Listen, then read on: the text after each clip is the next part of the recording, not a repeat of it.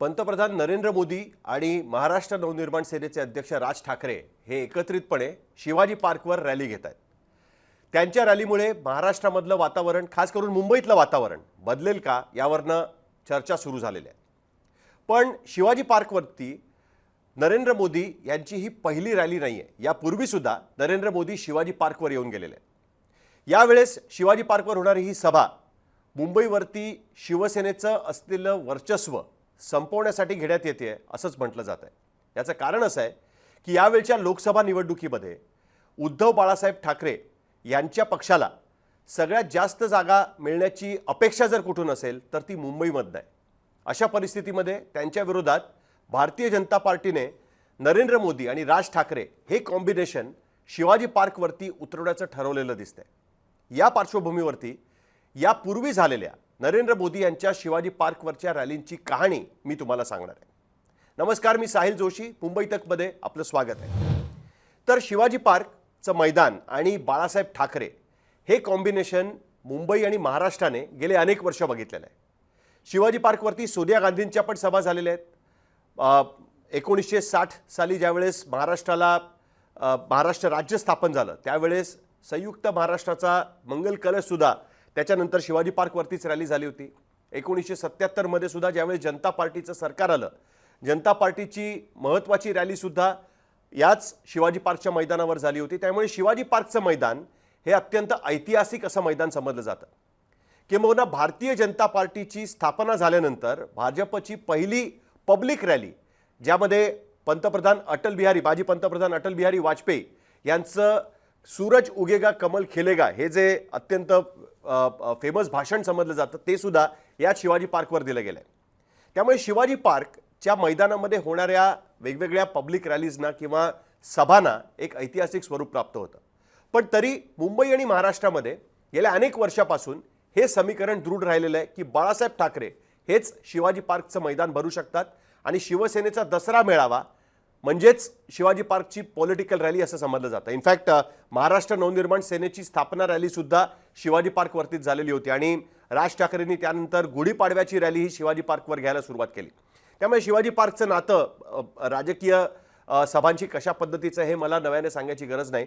पण तरीसुद्धा शिवाजी पार्कचं मैदान भरणं हे काही सोपं नाही असं अनेक राजकीय पक्षांना वाटतं। त्याच्यामुळे जर ती रॅली करायची असेल तर पूर्ण प्रयत्नाने आणि जोमाने ही रॅली करावी लागते।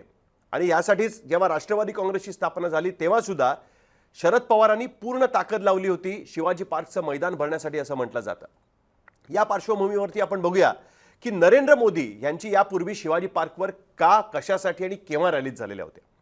तर पहिल्या रॅलीची कहाणी फार इम्पॉर्टंट आहे, इंटरेस्टिंग आहे। त्यावेळेस पंतप्रधान नरेंद्र मोदी हे गुजरातमध्ये होते आणि गुजरातमध्ये दंगे झाल्यानंतर गुजरातच्या विधानसभेच्या निवडणुका होणार होत्या। नरेंद्र मोदी यांच्यावरती प्रचंड प्रेशर होतं। नरेंद्र मोदी यांना केशुभाई पटेल यांचाही सामना करायचा होता। नरेंद्र मोदी यांना पहिल्यांदाच गुजरातमध्ये भूजच्या भूकंपानंतर मुख्यमंत्री म्हणून पाठवण्यात आलेलं होतं आणि त्यानंतर लगेचच गुजरातचे दंगे झाले। त्यानंतर या निवडणुका होत असल्यामुळे या निवडणुकांवरती सगळ्यांचं लक्ष होतं। गोध्रामध्ये रेल्वेच्या कोचना लावलेली आग, त्याच्यानंतर गुजरातमध्ये उसळलेला दंगलींचा आगडोम, ह्याच्यामध्ये पंतप्रधान नरेंद्र मोदी, त्यावेळचे मुख्यमंत्री नरेंद्र मोदी यांच्यावरती वेगवेगळ्या पद्धतीचे मोठ्या प्रमाणात आरोप केले गेले होते।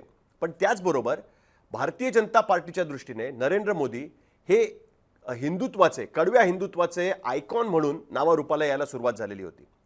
नरेंद्र मोदी यांचं त्यावेळचं मुख्यमंत्री म्हणून गुजरातच्या दंगलीमध्ये असलेलं त्यांचं काम किंवा त्यांची भूमिका यावर वेगवेगळ्या पद्धतीचे प्रश्न नेहमी उभे राहिलेले आहेत। पण दुसऱ्या बाजूला हिंदुत्ववादी फोर्सेसना मात्र नरेंद्र मोदी हे त्यांचे हिरो वाटायला लागले होते। इनफॅक्ट असंही सांगितलं जातं की त्यानंतर ज्यावेळेस नरेंद्र मोदींना बदलायची तयारी सुरू झाली होती त्यावेळेस बाळासाहेब ठाकरे यांनी अडवाणींना फोन करून सांगितलं होतं की मोदींना बदललं तर ते बरोबर होणार नाही आणि हे शिवसेनेचे अनेक लोक ही कारवाई सांगतात। स्वतः बाळासाहेबांनी सुद्धा याच शिवाजी पार्कच्या मैदानामधनं ही गोष्ट अनेकदा सांगितलेली आहे।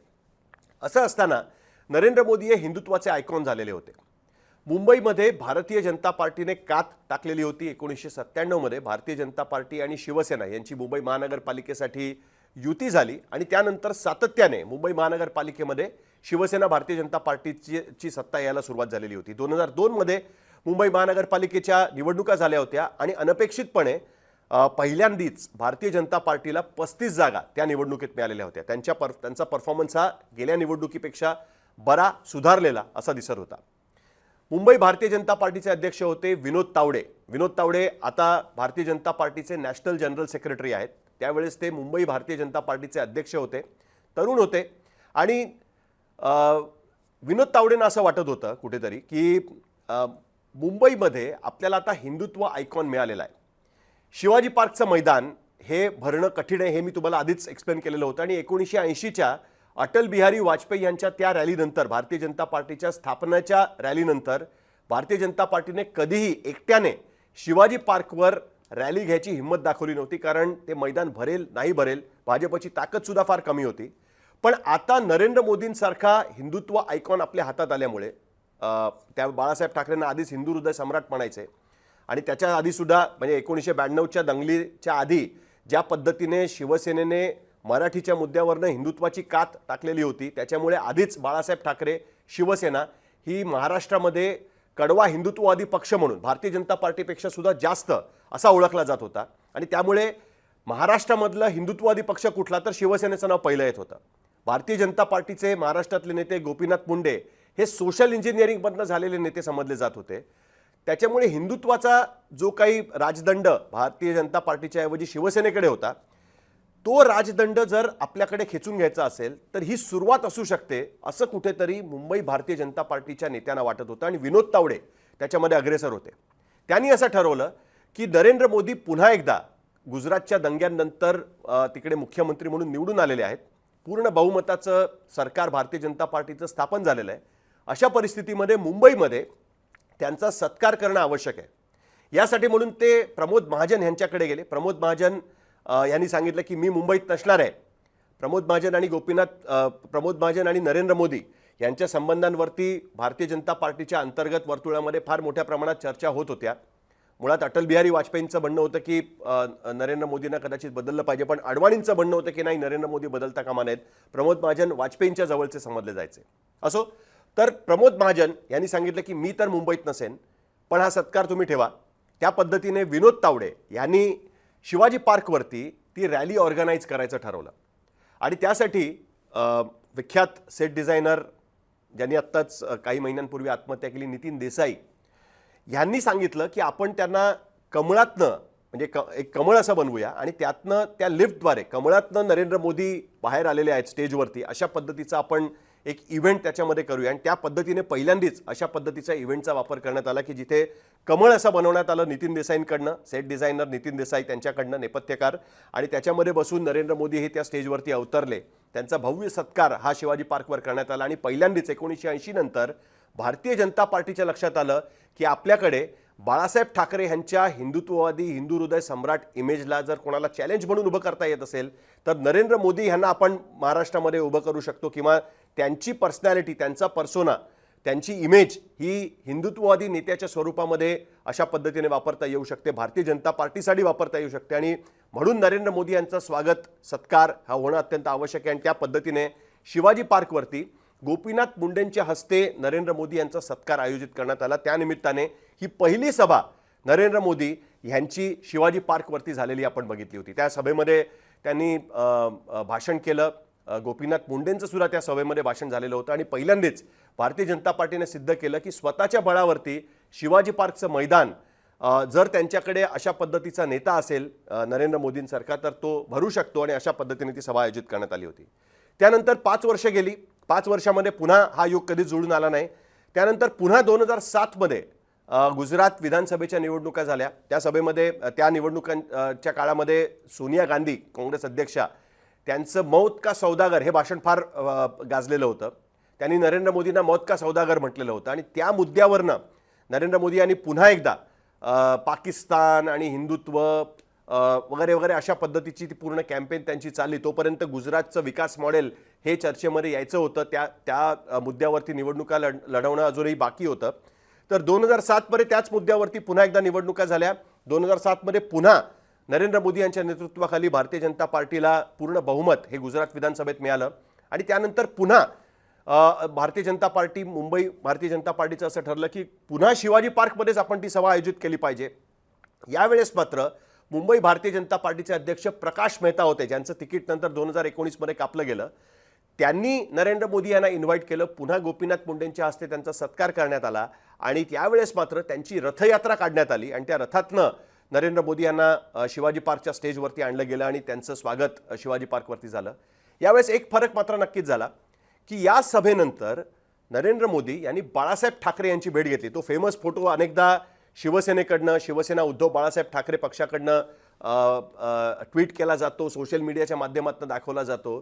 तो फोटो जो आहे तो 2008 मध्ये खरं तर 2008च्या जानेवारी फेब्रुवारी महिन्यामध्ये ती कराचीत सभा झालेली होती. त्यावेळचा तो फोटो आहे, कारण त्या सभेनंतर मोदी यांनी बाळासाहेबांची भेट घेतली होती. बाळासाहेब त्यावेळेस मुंबईमध्ये गोरेगावला NSC कंपाऊंडला शिवसेनेचा काहीतरी कार्यक्रम होता. त्या कार्यक्रमाच्या निमित्ताने तिकडे आलेले होते आणि त्यांची भेट त्यावेळेस नरेंद्र मोदी यांनी घेतली. बाळासाहेबांचं स्टेटमेंट दुसऱ्या दिवशी सामनामध्ये छापून आलं होतं की महाराष्ट्राचा वाघ हा गुजरातच्या सिंहाला भेटला वगैरे, अशा पद्धतीचं काहीतरी ते स्टेटमेंट होतं. आणि तो फोटो जो अनेकदा आपण बघतो तो त्या सभेनंतरचा घेतलेला फोटो होता.